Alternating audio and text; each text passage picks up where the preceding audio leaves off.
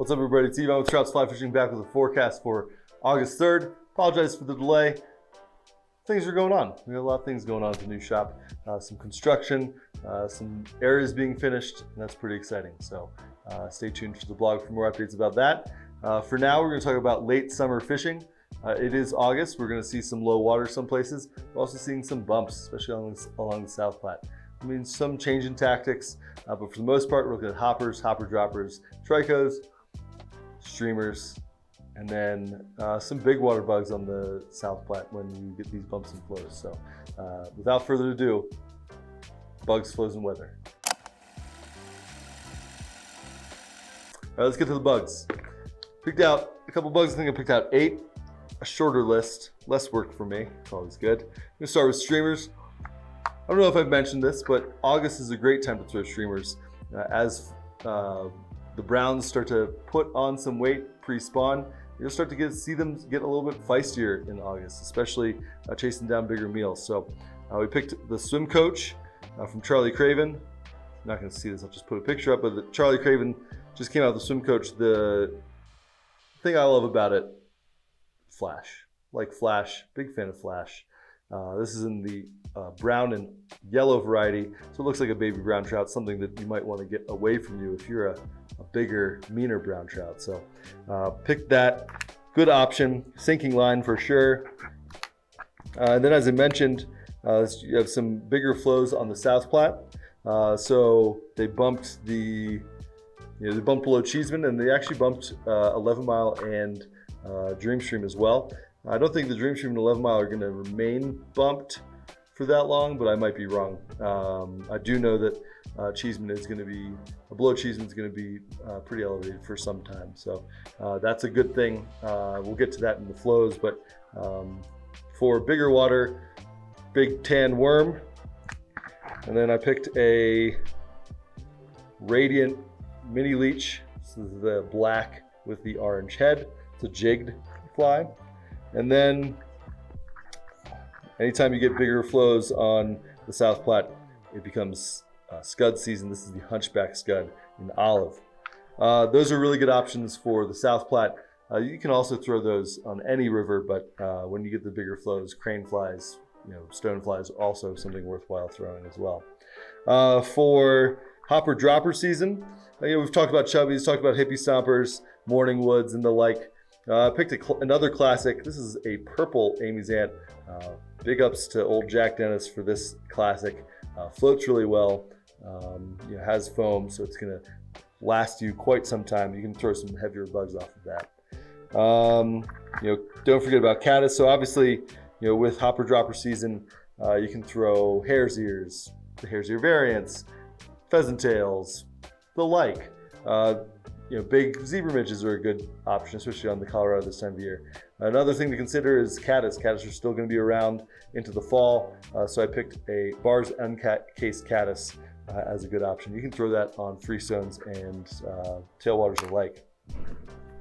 In that vein, I also chose a clown shoe caddis for a prospecting dry. So if you want to throw double dries, maybe a Amy's Ant with a clown shoe off the back, or if you just want to throw a single clown shoe at risers, good option as well. You can also use this as a lead fly if you're, say, throwing to tricos and you can't see your tricos. Which, getting to tricos, I picked a Iwani Dun parachute.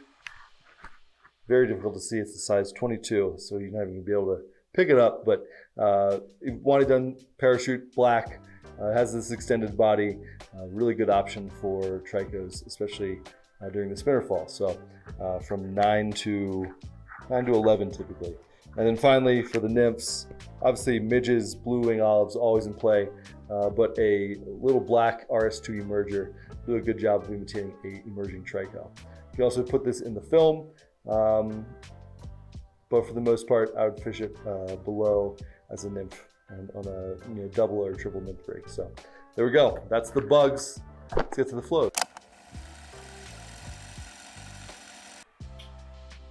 So flows, we've had quite a bit of change obviously in the past week. Most notably the South Platte, they pretty much close to filling the Cheeseman Reservoir. And this year, they're not going to fill it completely and let water overtop it and spill down. So you're not gonna get that huge pulse of warm water this late in the season. Instead, I think it was at 96% full, and they're gonna release water through the bottom. And so that means more consistent colder temperatures through this time, even though you have these elevated flows. So that's obviously a good thing for the fish, keeps the water temps down, keeps the fish happy. So with that, bump below Cheeseman, but then also 11 Mile is also bumped to like 340 something, and Dreamstream is also elevated. I think it's in the 240s. Both of those bumps are going to coincide with using bigger bugs, which is why we included some of those big attractors up there. I think we're going to see some pretty extended higher flows on the South Platte below Cheeseman. That's a positive thing from my perspective. More flow means a healthier fishery. We never really got a true runoff, and so this is going to be a good sort of base flow runoff for the fishery. Fish will respond well. So that's a positive thing. On the less positive side, some of the freestones are getting a little bit lower. They're lower than average.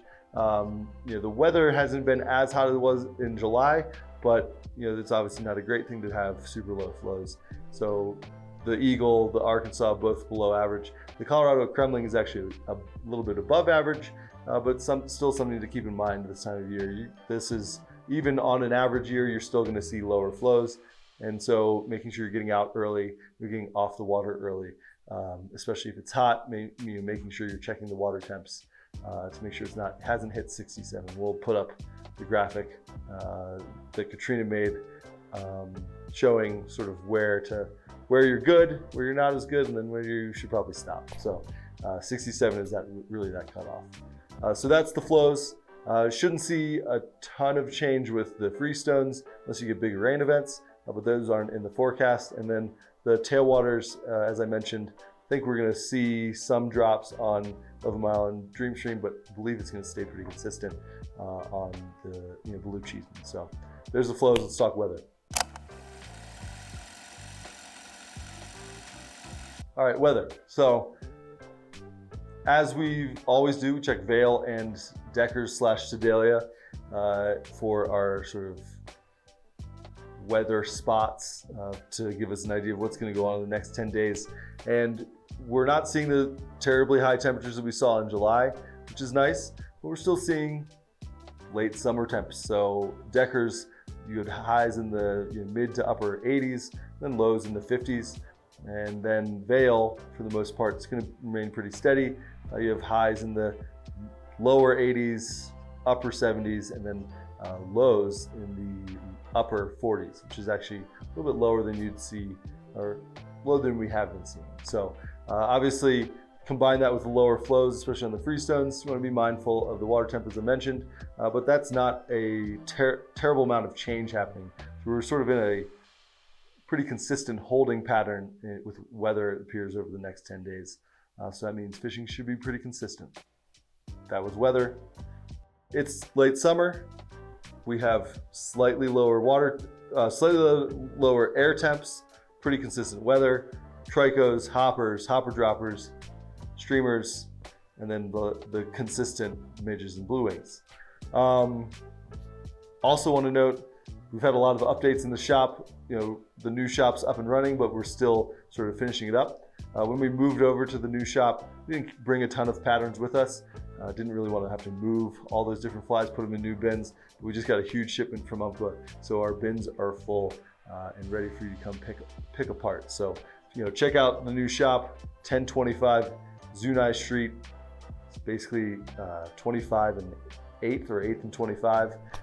Come check us out. We're on the west side of that. You can see big Paul Puckett mural on the side. So that's that. Appreciate you guys tuning in. We'll see you in the next episode. Thanks for tuning in, guys. Bye-bye.